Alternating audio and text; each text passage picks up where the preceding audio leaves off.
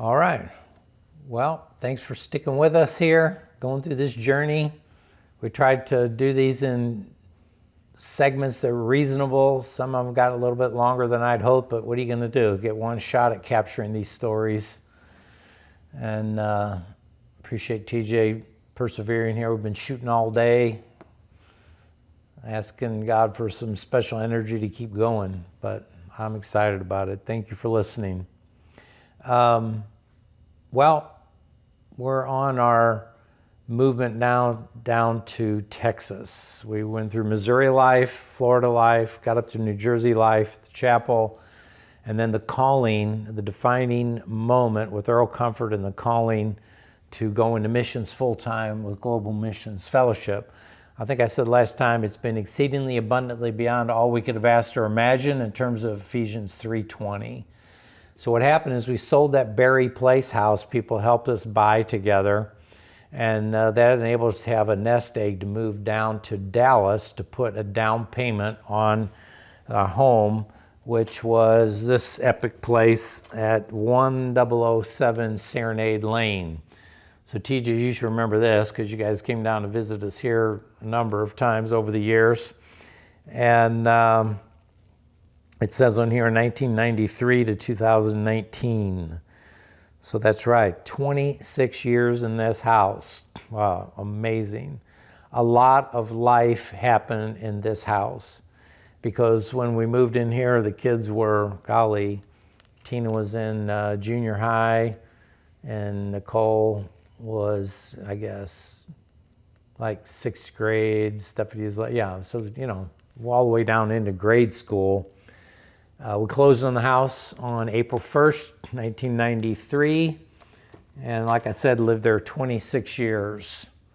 And because of our missions work, in particular, with Global Missions Fellowship, countless people from all over the world came in and out of that house. I mean, to stay with us, to visit, to have meetings there, whatever. People from Venezuela, Guatemala, Romania, Russia, Italy, Brazil, Paraguay, Haiti, Moldova, and I don't know if I already said Colombia or not, but I'll say Colombia again. The fact is, a lot of what happened in that house was due to the hospitality and expression of Vicky's gifts in that arena. I mean, she loved to host people and host many people. We did. I mean, we had more parties, meetings, gatherings, holidays, birthdays, anniversaries, family visits, Thanksgivings, Christmas, and New Year's than I could count. It did some calculations. This was when we did Vicky's 70th surprise birthday party last year. And anyway, just, I don't know how it was I did it, but some rough calculations was, if you put together, Vicky, I said, you put together approximately 270 birthday parties over the years, considering if you just take into account the years of Tina's birthday parties, Nicole birthday parties, Steph birthday parties, Brian, Josh, Lila, Brody, Cedar, my birthday parties, her birthday parties. If you actually span them out, all those parties scanned out over all the years, it comes about 270 birthday parties. And that's not counting all those other holidays and the things that I listed before. During our time in that house with Global Missions Fellowship, I was on the senior leadership team of GMF from those ragtag band days, and I stayed on that senior leadership team for it was over 20 years, 22 years maybe. And then with some changes of leadership and models and methods and so on, after that many years, things change and shift. I shift out of senior leadership. I was always focused on field ministry the whole time, which was my main thing. Mobilizing people on international mission trips to see them have this experience of widening their vision for the world. I led mission trips to Venezuela, Guatemala, Russia, Italy, Brazil, Paraguay, Haiti, Moldova, Romania, and Colombia. And along the way, Vicki led some of her own trips. Would have been Romania, Moldova. She'd been with me to Colombia. Tina went to Venezuela, Guatemala, Romania, and Colombia. Nicole went to Guatemala. And Stephanie went to Venezuela and Romania. So it's just kind of a scattering of participations that they had over the years. When we came down from New Jersey to Dallas and all this, we couldn't have imagined how much Vicki would really get involved in it, because the kids were older. They were children in New Jersey. They got to be a little bit older, and as they got to be a little older, we could shuffle them around a little bit so she could participate, and she wanted to participate internationally. And of course, I'm happy she did. In terms of features of our work, we worked in Romania for 17 years. When I first got the GMF, I felt called to Romania, but it was kind of not really a feeling much of a call. I just kind of stepped into it. I came down to that January meeting. I showed you that snapshot. And as a part of that meeting, they were setting up the trips for 1993. Who would go where on trips? And Mike Downey, the founder of GMF, had been going to Romania, mobilizing Prestonwood Baptist Church.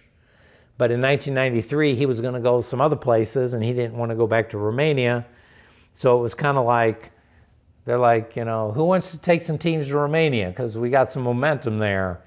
So I literally just kind of look around the room, that little group of people, about a dozen of us, and I just thought, well, I'll go to Romania.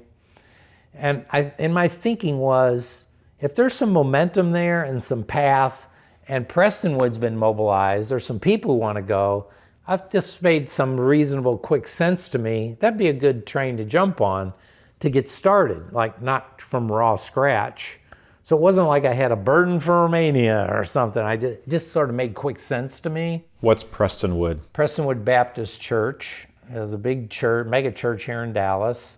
My daughters, Tina, Nicole, and Stephanie would know that name very well. Of course, the others of you might not, but it's a mega church here in Dallas. We went there for many years. And I mobilized them to Romania for many years. A lot of fruit. And you were going there and had relationships? We were going there. I was teaching Sunday school class there. And I was working with the missions leadership at the time in the church, because they were connected with the GMF from when Mike Downey was going. So now Sam Ingrassia was leading the trip. So now I'm the guy. And it really was a good segue to my leadership. And the first team I ever led was to Brăila, Romania, in 93, that first year I got there. So you went to Romania before you went to Cali, Colombia? Yes, Colombia was later on. Went to Romania first. A couple stories about Romania. One was a little bit of a rewind. The Communist Revolution took place in 1989 and hit Romania in the late part of the year, ultimately in December. And on Christmas Day, 1989, Nicolae Ceausescu and his wife Elena were executed by firing squad. There's a massive revolution against communism in Romania. It started in Timișoara, it went to Bucharest. It's a whole big story. And there was a coup in the army, and they captured him and his wife, and they had a military tribunal on the spot, immediately executed them by firing squad, and put their dead bodies on television so the nation could see they were dead. He was a ruthless communist dictator. I could go on and on telling you all about that, but this isn't a history lesson, it's my story. But that year, 1989, when that revolution happened, again, my family was in St. Louis for the holidays at Christmas. We were pastoring in New Jersey. I can remember a news flash coming on the television that this revolution was taking place in Romania. We're kind of watching that and thinking, wow, that's amazing. It's like, where's Romania? It wasn't that bad, but it was in Europe. But whoever thought of Romania other than, high school geography or something? And what I've said over the years with that is, on my wildest dream, I could not have imagined on that night, Christmas 1989, that in 4 years from that moment, I would be leading mission teams to Romania in the wake of the Communist Revolution to do evangelism and plant churches. And when we went to Romania in those early days, it was like a time machine, man. It was like going back decades. That country was so run down by the communist ideology. It was a difficult place. No infrastructure. It was amazing. And yet people were wide open for the West, wide open for the gospel. It was some very fruitful times. And we took team after team for those early years. I took teams for 17 years and got other people taking teams. We went all across eastern Romania, from Iași up in the northeast, Suceava, all the way on down, many places, all the way down to Brăila, Slobozia, Constanța on the Black Sea. I have many friends from all those places till today, many people that would call me their mentor. Radu Oprea, Daniel Fedorian, and I knew Vidia Ghiță, Mihai Dumitrascu. You could just go on and on. Great life friends from that work in Romania. My friend Joe Cardamone, who was a Bible college student of mine, I recruited to come to Global Missions Fellowship. He came on staff with us eventually for a few years. Joe and I still get friends today. He made me a nice gift one time. Was the Romanian lei. So this was the old currency before they shifted to a new level of currency. But when we were going there initially, I think the Romanian lei, if I'm not mistaken, it was something like 300,000 to $1. So we go over there and change US dollars into Romanian lei. There wasn't like credit cards and online payments and all that stuff. It was like paying cash. So we had mission teams. We're buying meals and renting vans and all this stuff. You got to have cash. We would change, TJ, a block of US dollars, we would change $10,000 in US dollars into Romanian lei at 300,000 lei to the dollar or whatever it was. I might be way off, but the point, it was huge. And it was millions and millions and millions of lei. When Ovi Ghiță came from Galați to change dollars, because he was the Baptist Association treasurer guy, and we're in this hotel, Traian in Brăila, and it's just seedy, can you see it in your mind's eye, like dark, there's one light bulb hanging in the corridor of the hotel, it's run down, it's nothing modern, it was just surreal. And he comes over to the hotel, it's in the dark. He comes to my room, He's got literally a suitcase of money. It's like a movie, open it up. It's stacked like Breaking Bad or something, stacked with only his Romanian lei. Millions of lei. And we use that money all week long with these teams. Oh man, it was just a crazy time. So this is a beautiful piece of art that Joey made for me. It was a blessing one time. Joey had been a good friend for many years. Italiano boy, by the way. Worked in Romania for 17 years taking teams. In 2009, I was in Romania. Vicky was with me. We were in the Galați, had a team. And man, just kind of this fateful thing happened. I got very sick. Took a team in on the weekend. On Monday morning, I could not get out of the bed. We're just starting the week of work. And I literally couldn't get out of the bed. I had been struck with some kind of a virus or something. And I couldn't get up, literally. And that whole week was conducted basically without me. I got out of bed a couple of times, went down and saw some people.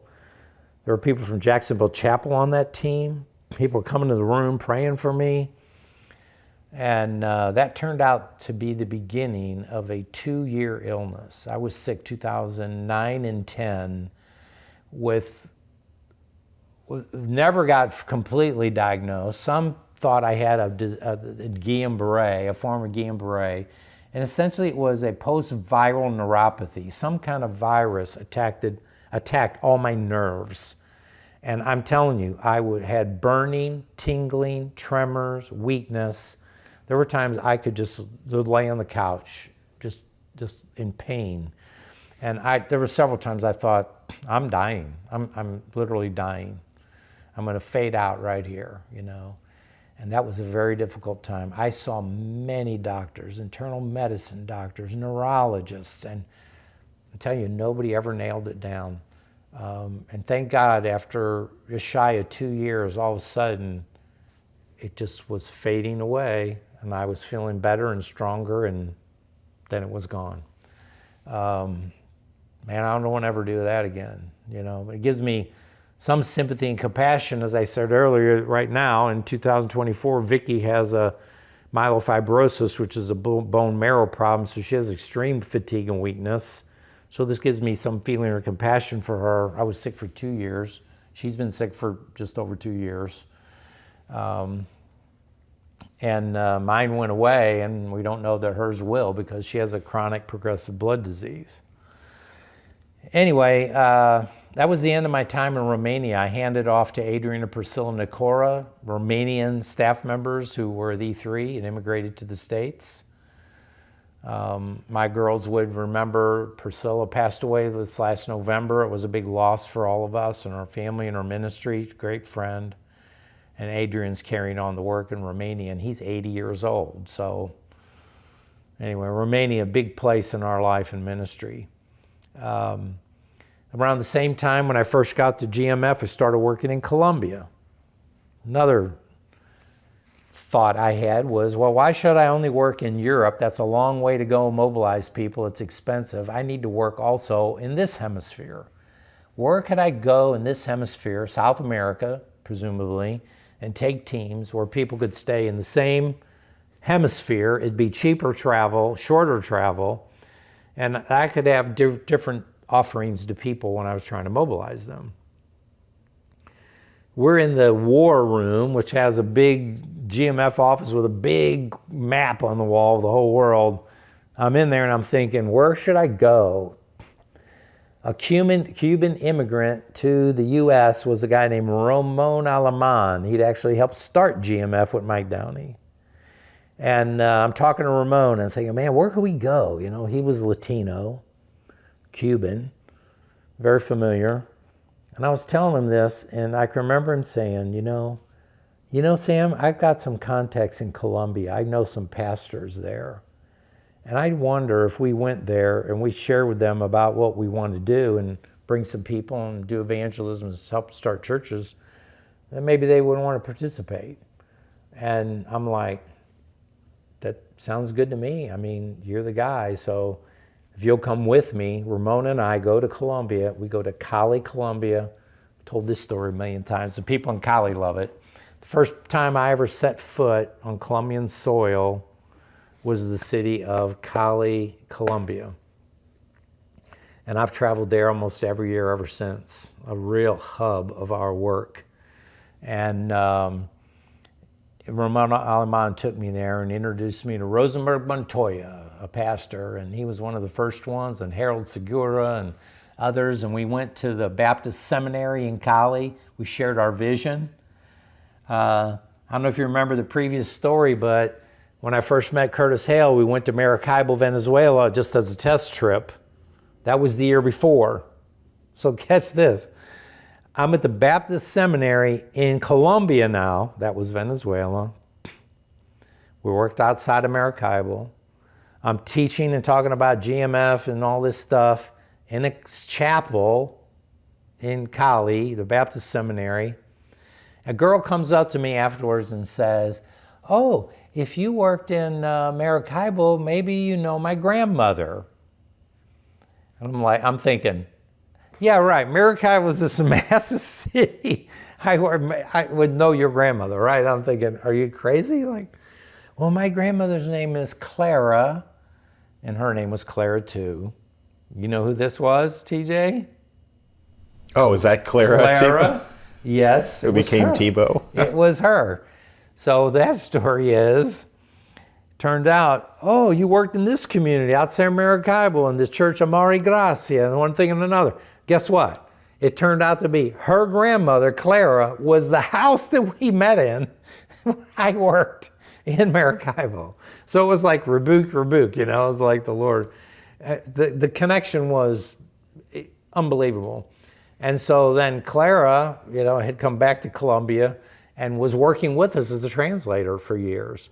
Later on, from North County Community Church, I bring Craig Tebow, who's a trucker-looking guy, right, with a long beard and long hair and all this stuff. And I'm thinking, if we bring this guy to Colombia, they're going to think he's a drug dealer, you know. He's got tattoos and all. So he comes with me to Barranquilla. And, you know, she'd come from Cali back to Barranquilla. She's translating with us. She translates for Craig Tebow. By Thursday of that week, Craig comes to me and says, I'm going to marry that woman. And I said, you're crazy, because she's too good looking and too smart for you. And so what happened was, he did marry her. He came back and courted her, and they got married, and eventually then she came to the States and blah, blah, blah. Just saying, I have had so many people that got married by coming on my mission trips to Romania, Venezuela, Colombia. I don't even know. I was counting them for a while. I bet I've had 15, 20 marriages come out of mission trips that people have come with me. So, man, we started that work in Colombia. I love Latin culture. That's why when Romania fell off for me, I realized with my health at the time, I can't keep doing Romania, Colombia, and raise my support. I'm raising all these pools of money, I can't keep doing this. And so we made the decision. We will give Romania to the Nicoras. It was like giving up a baby. It was very difficult. I'll stay in Colombia as a focus. And that's what we did. And I'm still in Colombia today. I just took a team to Cali in June. I'm taking a team to Barranquilla in October. In April, I went down to leadership training in Bucaramanga and Cucuta. So I started the work in Colombia, founded it, led it for many years. I mentored a guy named Jeff Thompson who leads the work in Colombia today, but I'm still a very key member on the team. I could probably record a full day of stories just about these trips. It's exceedingly abundantly all you could ask or imagine. It's like in the book of John, it says of all the stories are written of what Jesus said and did, the world couldn't contain the books. What's written in the Gospels is only a fraction of the life of Jesus. It's what God gave us in His Word. And I felt like that about our ministry. Scores of stories and thousands of people and thousands of trips, not thousands of trips, thousands of people, hundreds of trips, and the stories, only God knows them all. I know I've forgotten more stories than I remember, you know, but I just wanted this to give you a feel for what we were about, focused on Romania and Colombia. And a good way to get a little bit of flavor for that would be on April 7th, 2018, Vicki organized a surprise birthday party for me as I turned 65. And they used Nicole's birth date as a ruse to thinking that I was gathering people to come to Nicole's surprise birthday party. I was escorting Nicole into her surprise birthday party, which turned out to be my surprise birthday party at the Hope Center. Meemaw was there. You came out with your camera and you filmed all of it. What an epic day. I walk into this big room at the Hope Center where all these people were assembled. How Vicki pulled this off completely behind my back, it's unimaginable. Because I'm like into everything. And suspicious. And suspicious on top of it. What she said is basically every time I went to play racquetball, she got out her stuff and started working on things, and then she hid it away. And she organized a party, and people came from St. Louis, from New Jersey, from Florida, from South Carolina, from family, friends, people I'd mobilize. I mean, international people. Alexander Melancha was there from Moldova, happened to be in the States. It was like one of the most epic days of my life. So I come into this room, my mom's on my arm, right? Vicky was in there up by the microphone. I walk in this room, everybody starts, surprise! There's like 125, 130, 40 people there. And I'm looking, and I'm like, I'm seeing people. My family's there. My cousin Tony Licata's there. My brothers are there. My sister's there. People I taken on trips, people from Jacksonville Chapel. I mean, every Florida Bible College, people across every arena of my life are there. And they're all cheering and clapping and laughing because they realize they have completely shocked me, right? And TJ's got the video of all this stuff. And they had a whole program. We ate, they had testimonies. That stuff is there if you want to watch some of it, and you get a feel for all these people. And it was a humbling day, just humbled to tears, so many people, the love. And but what I said was, when we came around the corner, I saw all those people, and they were all like, yeah, you know. And they all died down for a moment, and I said, am I dead? Like, am I dead and you're all here for my funeral? It's like, what is this? And of course, they all start roaring, laughing again. And it was just a great day. So it was called my 25, 45, 65 party at the Hope Center, Dallas, Plano, Texas. 25 years at GMF, B3, in missions work. 45 years, wait a minute, I'm saying this, 45. That you and Vicky had been together at that point, right? Wait a minute, 25, how am I messing this up? No, it's 25 years at GMF, 65 years old. What the heck was the 45? Wouldn't it be you? Maybe because next year will be 50. Well, no, that can't be right because that was 6 years ago. So it'd be more than Vicky's that. not here because how could I not remember that?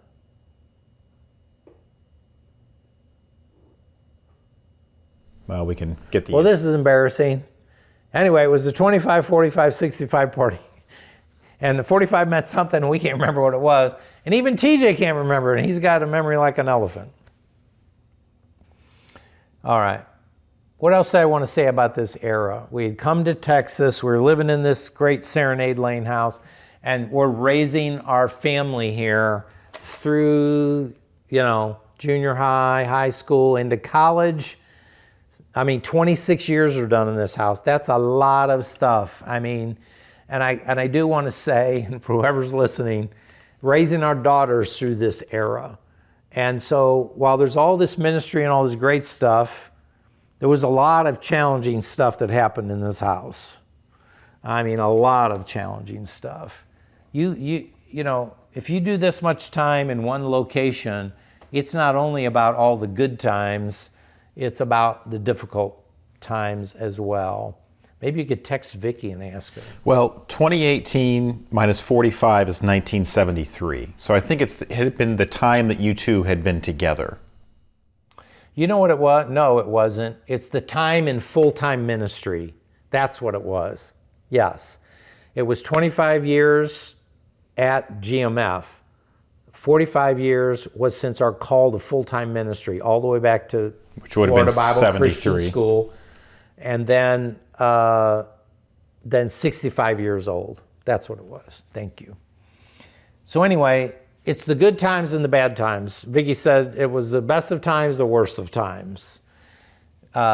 We lost our parents, over that season, except for Meemaw.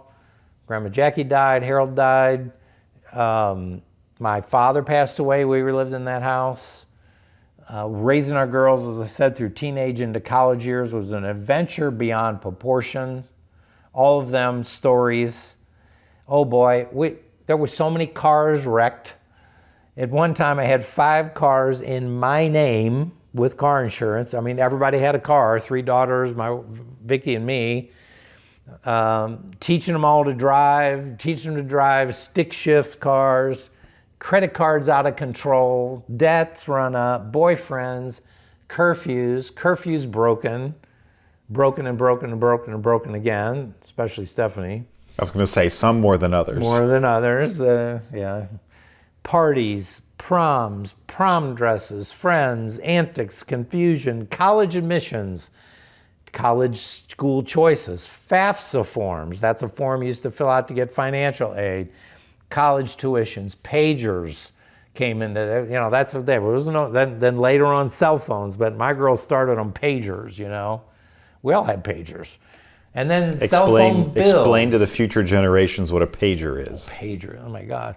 A pager was a little device that just sort of sat on your belt maybe, or you could carry it around. And it had a way of receiving a signal that just across a LED readout, it would, a message would come across a little tiny screen. Sometimes it would be in code or, that kind of a thing.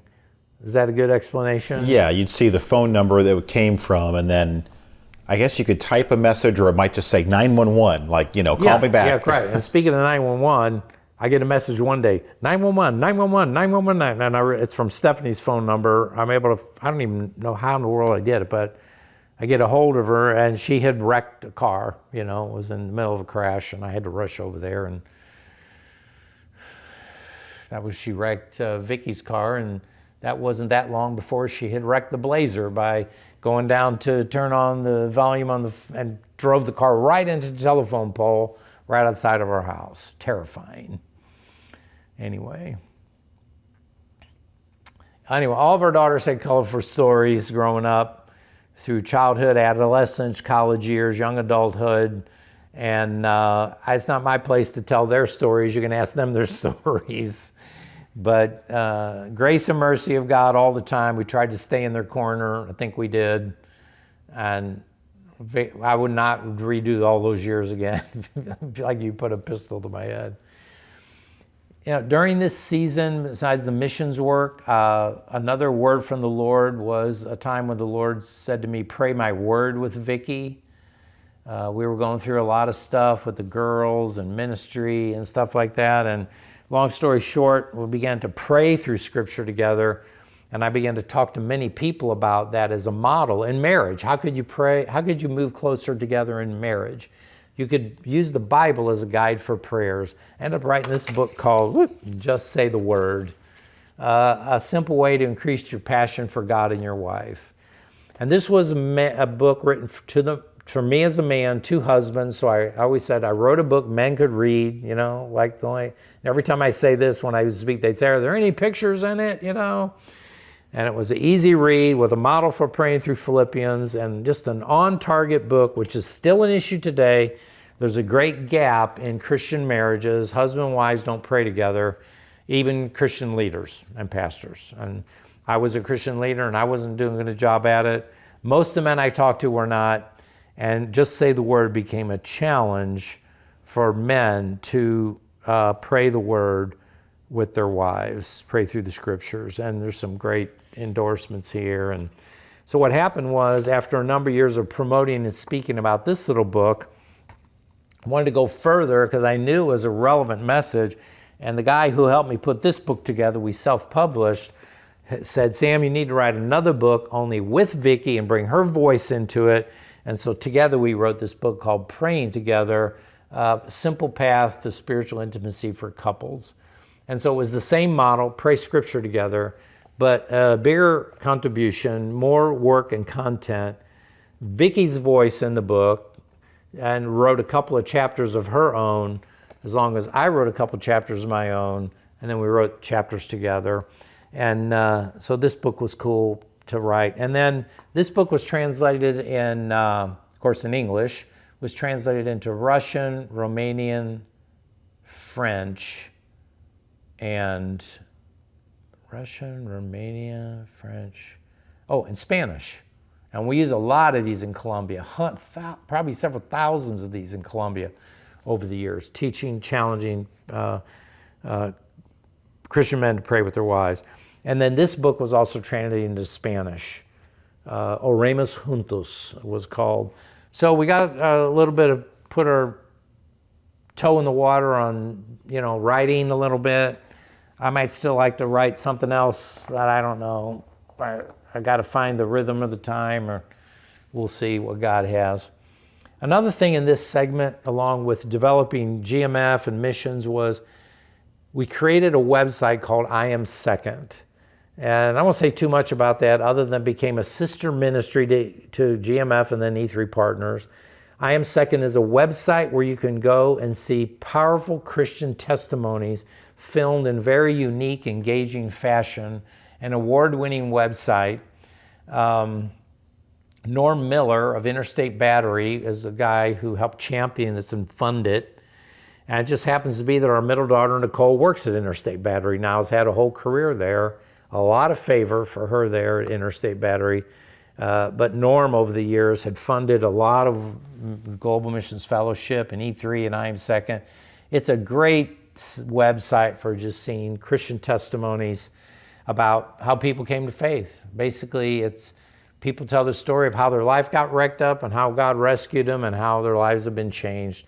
And there's over 100 films there from people of all walks of life, known people, famous people, athletes, politicians, movie stars, all kind of people, and normal people like us, you know. So wonderful testimony. That website is just still to today a great, great platform. Another thing that happened in this season was I had a friend named Nathan Sheets who was with us in ministry and then felt led to go back to business that he'd come from.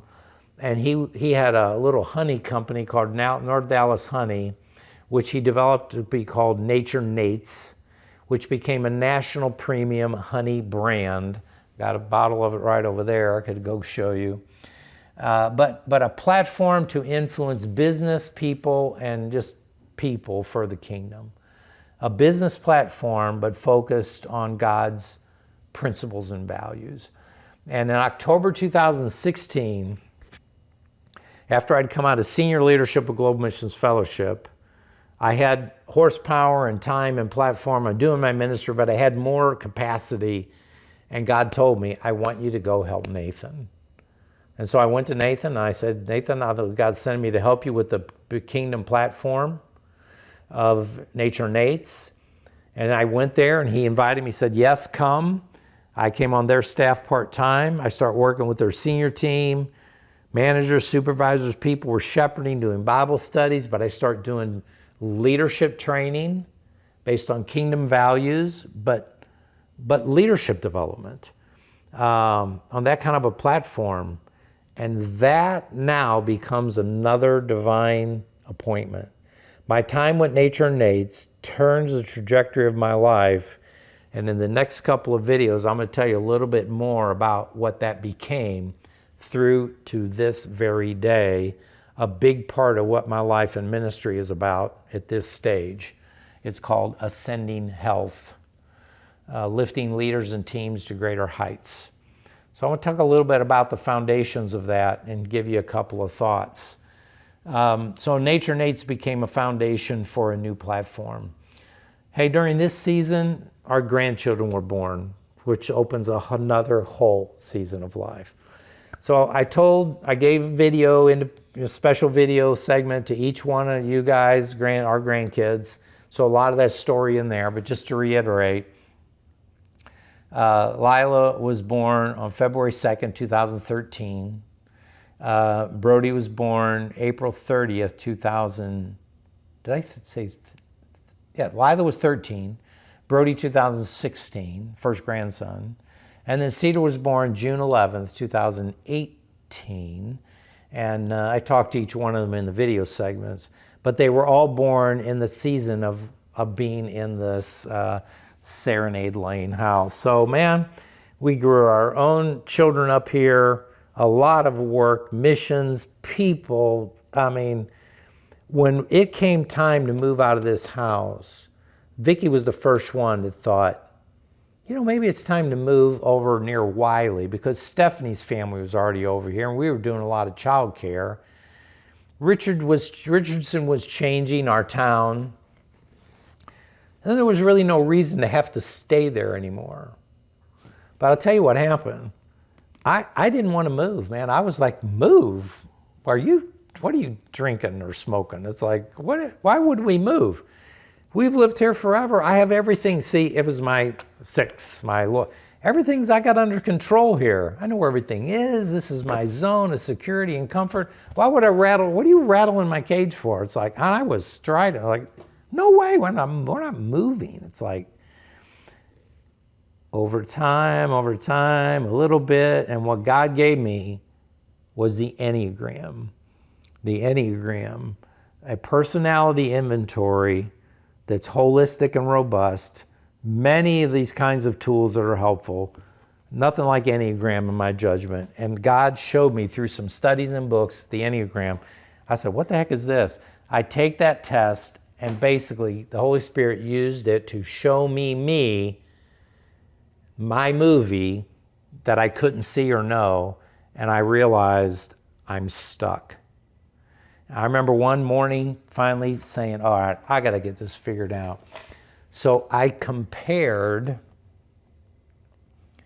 when we left the Berry Place house in New Jersey, I talked about earlier, and made that decision compared to what it would be like to leave this house.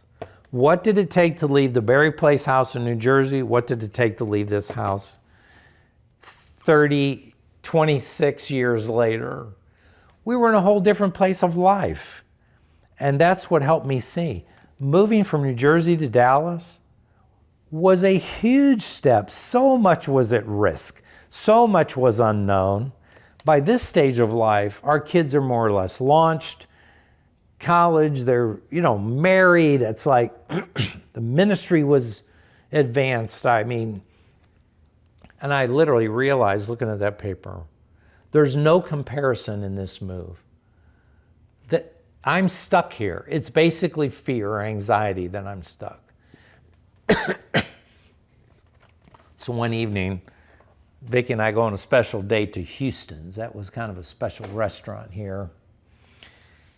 Kind of a special date restaurant. So we go have dinner one night, and so she'd kind of dropped it for a long time. So we had a nice dinner. We get in the car. I can see this in my mind's eye. Gigi says to me, hey, can I maybe talk about something a minute? So I say, let's do it. So I'm knowing she's going to bring up, maybe we should move. And I just said, let's go ahead and do it. And she's like, what? I said, move. And she's like, why did you say that? Well, And I said, let's go for it. I mean, let's give it a try. And I broke free from being stuck. And that's how then we ended up where we're sitting today doing these films at this house. 1608 Crescent Oak Street. We moved on our 48th wedding. No, that's not right. It's 5 years ago. We moved on our 44th wedding anniversary, I guess it was. Yeah, May 31st. And it was 2019, the year before COVID and all that. And that was a good thing. We made this move pre-COVID, or it might not have happened. And it was just a great story. When we moved down from New Jersey, the timing, when we walked in the front door of that house, we didn't even see it. We knew this is it. When we walked in the front door of this house, and particularly Vicki saw the backyard with the pool, it was like, this is it. We didn't look at any other house officially on this move. We saw this one that first Monday morning, a day after Easter, 2000. What is the day of Easter? Is that right? Yeah, I think so, 2019. And bang, that's it. We said, this is it, and it's been it. So it's been a great place to be at this stage of life. So there you have it. That's moving into Texas, and there's a couple of more segments that I'd really just rather be separate. So let's stop this one right here. Separate, talking more about the more recent ascending health and all that kind of stuff. Is there anything to be said about the transition from GMF to E3? Is that just sort of rebranding, or is there anything important to note in that time? I don't think so necessarily. We rebranded. They wanted to have a more modern name. E3, I keep saying that, it means equip, evangelize, establish, and it's E to the third power, which means exponential, multiplied growth. That's what we're about, because it wasn't just about mobilizing North Americans, it's mobilizing the nationals. So if I take 25 people to Colombia, 75 to 100 Colombians will work. So the team really becomes 125 people, not 25 people. We multiply churches, we multiply. It's mobilizing the church to multiply the church. And so that rebranding to E3 Partners, it was the same ministry, but we just needed a new and a fresh name, I guess that I would say. I guess maybe let's just tack this on. Part of that move was about caring for grandkids. You see, the grandkids have been born, especially for the Svianovich family, because Brian was a firefighter, Steph's a flight attendant, and from the beginning, as I said before, Lila was living with us basically, the earliest days. And then Brody came along, and so the rhythm of a firefighter and a flight attendant, every week, there's a time when they're both gone all night. So we had a rhythm built into our lives of taking care of kids overnight, every week, and then getting them to schools the next day. And this goes all the way back to preschool, kindergarten, elementary school, all the way through today. And that was part of that incentive, because after Brian and Stephanie had moved over to Wiley, we were traveling from Serenade Lane over here to watch those kids, and back and forth and back and forth. And that was like a 25-minute, 30-minute ride one way. And that was getting a little bit much. And that's why Vicki began to think, you know what, why don't we move over toward them? Let's get out of this rat race. Wiley's quieter, slower, that kind of thing. Now Wiley's building up in 5 years. But still, from the very beginning, we told them we were 110% all in, that we would help. But in some way, that was just kind of selfish. We're the grandpa. We got to spend and help raise these kids. We wouldn't have traded for anything. And so there's no regrets there at all. Gigi and I have counted our greatest, richest blessing to take care of the kids. And then once Cedar came along, it was just a little bit of a different situation. And Josh gave full-time care to helping raise Cedar. Nicole was working full-time at Interstate Battery. Josh is a actor trainer, and he had more flexibility shooting gigs and commercials and stuff like that. He didn't have to be somewhere every day like Nicole did with her job. So he was really primary and focused on taking care of Cedar. So there wasn't that much of Cedar care we did over the years. That's still true today. So it just worked out. But caring for grandkiddos is one of the greatest blessings we've had.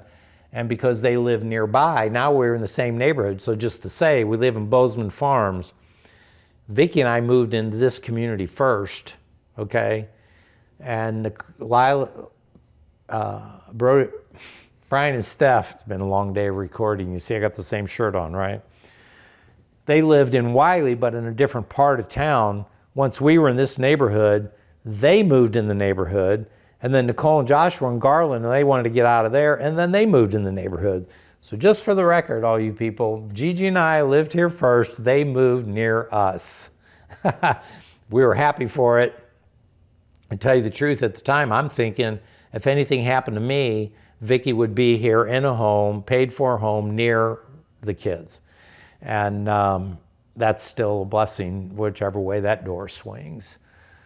So it's fun to live near one another and just be close and, and connected. And this is a great community. And, Lila, Brody, Cedar, you will remember being raised in, I hope, Bozeman Farm, Wiley. By the time you hear this, no telling where you'll be. We had the blessing that our daughters stayed near us, other than their college time when they were away at schools. We ended up they landed near us. That's a blessing. I didn't do that with my folks. When we got married, we went to Florida, and then we were never back in St. Louis. So I don't know. That's hard to have your kids go away. Well, that didn't happen for us, and so we were just blessed that way.